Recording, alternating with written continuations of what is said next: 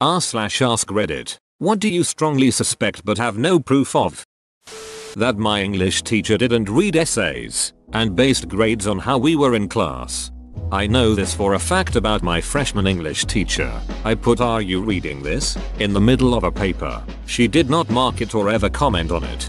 Once, in a science lab report I put "include later," intending to come back and finish that section last. I forgot to. When I got it back graded, the teacher had circled it and written, "How much later?" Dentists ask you questions with all that stuff in your mouth because they think it's funny to watch you struggle. Some zoos have empty exhibits and just claim the animal isn't there. You just never see them. That only about 20% of people actually do any work. The rest just get by looking busy. I'd say 80% of people work just 20% of their work hours. Historians plus 200 years from now will be able to look at all of the private messages and data of people who have been long dead, similar to how we can read private letters of people from 1700s. The issue is that digital records are by no means permanent. Cornhole is a conspiracy by the insurance industry because they feel horseshoes is too dangerous. This is the kind of low stakes conspiracy I could get into. That the ginger ale at this diner I go to every day is just Coke and Sprite mixed together. It is actually not unheard of for ginger ale to be swapped out for the Coke Sprite combo. They are just counting on you not noticing. Source: used to work in the service industry. That my grandmother had a child before she married my grandfather. When my grandparents met and started dating, my grandma was only 13. My grandpa was 20. They married when she was 17 and he was 24.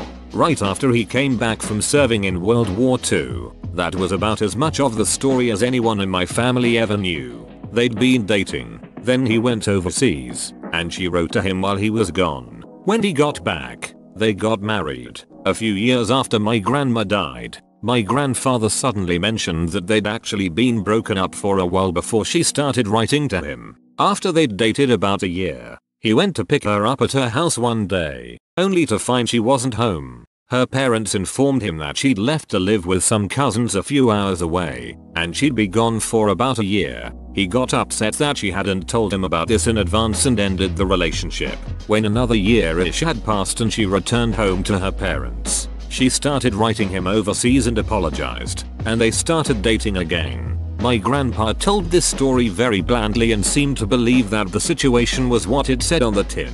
But of course in the 1940s 60s it was quite common for teenage girls to go live with relatives for a year as a code for having an out of wedlock pregnancy. My grandpa would never have admitted if they'd been having sex, but I'm betting they were. She got pregnant, and she was sent off somewhere to have the baby. I've done commercial DNA testing, so I'm on the lookout for someone to turn up as a sibling match to my mom someday. The only other explanation for my grandma suddenly leaving town would be if her parents didn't approve her relationship with my grandpa. But from everything I know of them, they were perfectly fine with their 13-year-old daughter dating a guy in his 20s. Reddit questions are a clever way I could compile data on every one of us. It's taking questions like what would you buy if you could only buy things with the first letter of your name? Children of the 80s what? Question mark? What is it in your state country that it's capable of building a profile on all of us? There's one company in a town local to me who bought up windows. Nobody else in the area seems to do it. Every single window, door, abandoned shop, all done by this one company. They've got a ridiculous sized HQ and have put a decent amount of money towards fixing up other buildings in the area. So I've got a theory they're the ones doing the damage or paying people to do it, and then obviously getting the job of fixing it up as they're really well known in the area. Despite having no proof of this, I am 100% confident I am onto them. Someone was repeatedly breaking my BJJ gym's windows, my gym being heavily populated by cops and pies set up surveillance and caught the window repair guy doing it. That my ex-wife's boyfriend hurts my boys. They used to tell me it happened but I never had proof. I then saw Mark one day and they said it was cause of the boyfriend and she explained it away. All of these times I'd call CPS and nothing came of it. One time my boy told CPS that when he talks bad about the boyfriend, mom hits him, but still nothing happened. After that point they stopped telling me things, which in my opinion means that they are just afraid of being hit by mom for telling me things about the boyfriend. That I have some crazy rare unknown disease and anytime I go to the doctor they say everything's fine even though I haven't felt the same for 6 months. That my 5-month-old knows exactly when I'm about to fall asleep and starts crying just to duck with me. I've said it before and I'll say it again. There is no louder, more upsetting noise to a baby than the sound of a parent's head hitting a pillow.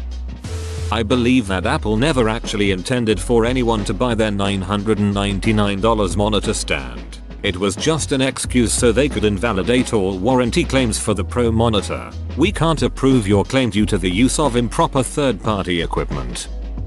That a lot of businesses in my hometown are just money laundering operations. 25 nail salons in a town of 70,000, 3,000 square foot DVD rental shop in the best block of downtown where commercial rents are very high, dozens of $10 barber shops sitting empty all day but remaining open, red flags all around.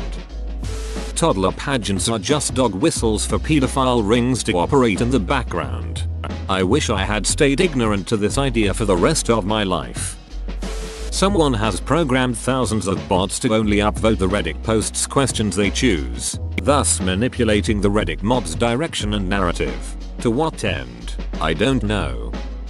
Suspect my physically and mentally abusive ex-husband was planning on offing me during our separation divorce. He got a $75,000 life insurance policy on me during our separation. Found out 2 years after our divorce when he had overpaid the policy and the insurance sent me a refund check. Mistake on their part. During our separation, he had invited me to join his family vacation at Grand Canyon. I said no. He invited me to the mountains that same summer to try to be a family again. I said no. Then he invited me to Mexico for reconciliation. Again no. I said no because the gut feelings I had and my mom told me not to. She had 3 dreams in a row that my soon-to-be ex-husband would tell her I was dead. I have no proof. Just the insurance policy and my mom's dreams. 2 years after divorce, he cancelled policy. I didn't know you could get insurance on someone without them knowing. A neighbor of mine was in a similar situation. She met a man online who was from a different country. They started an online relationship, and when he came out to visit her in person for the first time, he proposed. They got married shortly after. He was also abusive and insisted on her getting a $1 million life insurance policy. When she talked to an attorney about divorcing him, the attorney told her she needed to cancel the life insurance and make sure he knew that she had cancelled it for her own safety. They got divorced and he married someone else almost immediately. The attorney made it sound like this sort of behavior is not unusual from abusive partners. Jeffrey Epstein was murdered coerced into suicide. I agree with you. He was it, to protect other prominent people and their pedophilia. That my father was in a super secret sector of the military during his service in the Vietnam War. Unfortunately, he died 2 years ago so I'll probably never know what he really did. Queen Elizabeth will probably live up to 120 years and longer. She is one of the best fed and most cared person on earth. If we invented something for immortality, she likely took it already. That a relative is a CIA agent. She was in the Peace Corps, Vietnam era. Ever since she's been a world traveler, somehow able to drop her work and go hiking the Spanish version of the Appalachian Trail or otherwise go to exotic locales. Sometimes she came back with injuries. I fell as we were climbing some rocks. Her son is in the agency as an employee, not a spy, and he's married to a CIA translator. Whoa, you made it to the end? You're a ducking beast. I'll cut you a deal. Smash like and subscribe for more curated content, bruh. It's free and that's a great price.